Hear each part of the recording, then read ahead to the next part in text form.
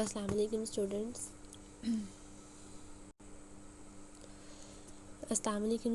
Next हमारे पास जो article है वो कॉम्बिनेशन। वो कहते हैं combination is the selection of r objects taken from n distinct objects without regard to the order of selection. अब कॉम्बिनेशन क्या चीज़ है? अब कहते हैं combination is the selection of r objects. अब आर ऑब्जेक्ट्स में वो कहते हैं अगर आपके पास एन डिस्टिंक्ट ऑब्जेक्ट्स हों और इनमें से कोई से आर ऑब्जेक्ट्स के आपने कॉम्बिनेशंस चेक करने हों, मतलब कि without regard to order of selection, मतलब उसके अंदर आपको ऑर्डर लेना कंपलसरी ना हो।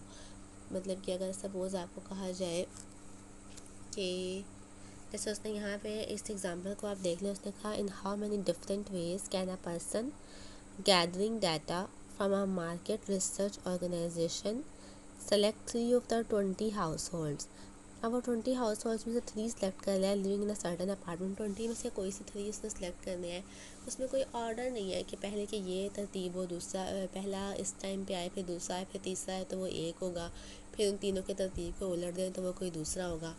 ऐसा नहीं है। अगर आप सपोज़ कोई से 3 हाउस होल्ड्स जो है ना वो सिलेक्ट करते हैं, तो हाउस होल्ड्स में आप सपोज़ कहते हैं आप अगर एक हाउस होल्ड 3 जो है ना वो कोई से 3 सेलेक्ट कर रहे हैं तो उनकी तरतीब के उलटने से उन पर फ़र्क नहीं पड़ेगा, वो रहेंगे वही 3 हाउस होल्ड्स। तो इसको कहते हैं कि ऑर्डर से कोई फ़र्क ना पड़े।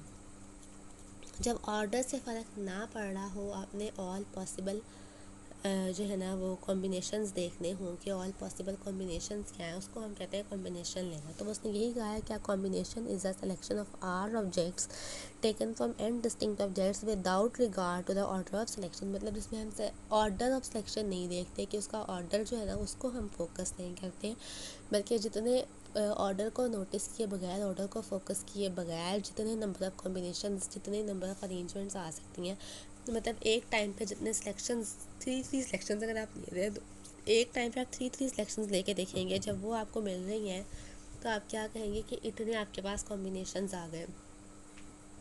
उसके बाद आ जाए एग्जांपल पे।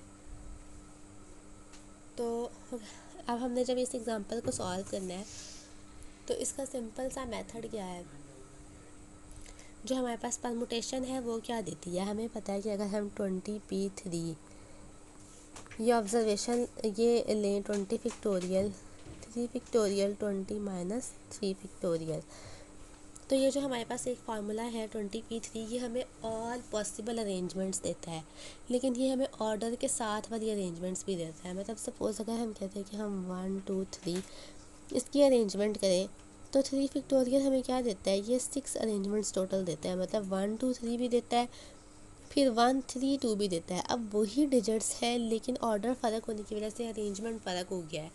लेकिन हमें क्या चाहिए, हमें ऑल पॉसिबल अरेंजमेंट्स नहीं चाहिए। मतलब हम 1 2 3 1 3 2 दोनों को एक कंसिडर कर रहे हैं। हमने ऑर्डर अगर डिफरेंट है तो हम उसको कॉम्बिनेशन डिफरेंट नहीं कहेंगे।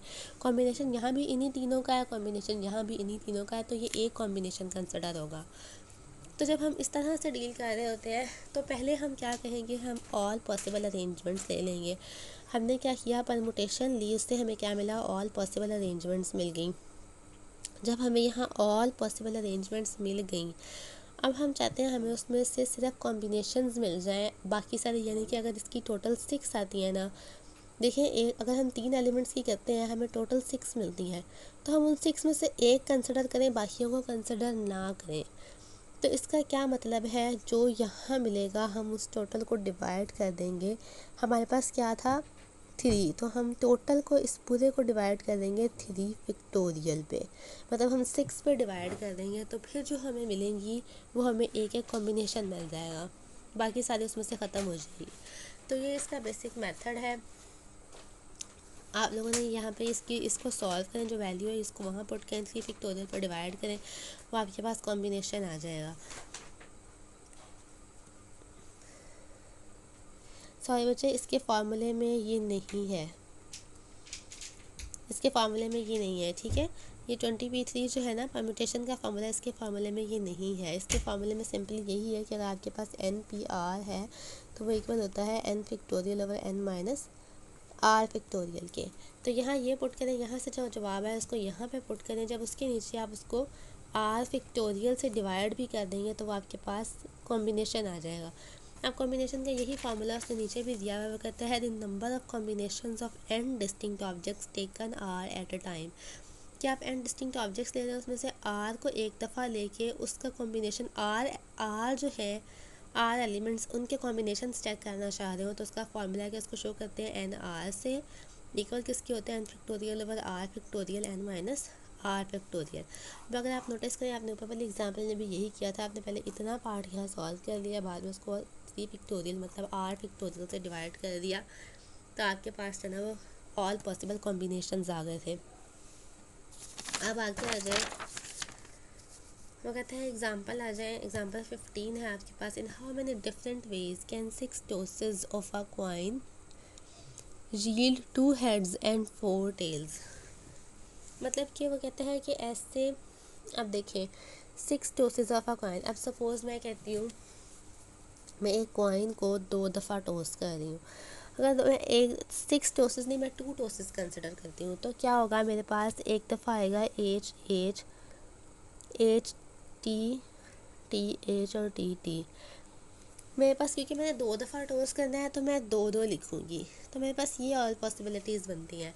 ठीक है, अब मैं 6 टाइम्स टॉस कर रही हूँ, अगर मैं एक कॉइन को 6 टाइम्स टॉस कर रही हूँ, ऑब्वियसली यहाँ पे 2 नहीं, यहाँ 6 आएंगे। अब वो क्या कहते हैं, इन how many different ways can 6 tosses of a coin yield 2 heads, मतलब 2 हेड्स आ रहे हो और 4 टेल्स आ रहे हो। ठीक है, इस तरह की पॉसिबिलिटीज़ कितनी है कि हमारे पास जो कॉम्बिनेशन आए उन कॉम्बिनेशंस में, मतलब जितने भी कॉम्बिनेशंस हम ले रहे हैं, अब ये अगर हम टॉस किए तो एक पॉसिबिलिटी है ना, इस तरह से भी तो आ सकता है हेड टेल हेड। अब वो कहते हैं कितनी पॉसिबिलिटीज़ है हेड आने की, कि 2 दफ़ा हेड आए और 4 टाइम्स टेल आए। तो अब हमें ऑल अरेंजमेंट्स चाहिए, हमें सिर्फ ये नहीं है कि हमने ये नहीं देखना कि ये, अब ऐसा नहीं, हम इसकी ऑल अरेंजमेंट्स चाहिए, हमने देखना है कि कॉम्बिनेशन ये भी वही वाला है, कॉम्बिनेशन ये भी वही वाला है, ये दोनों सेम कॉम्बिनेशन को शो करते हैं, लेकिन आपको ऑल पॉसिबल अरेंजमेंट्स चाहिए। उसने कहा in how many different ways can 6 tosses of a coin yield 2 heads and 4 tails. तो हम लोग टोटल 6 में से हेड आने की, 2 दफ़ा हेड आने की क्या होगी, हम अगर 6 2 फाइंड आउट कर लें, 6 2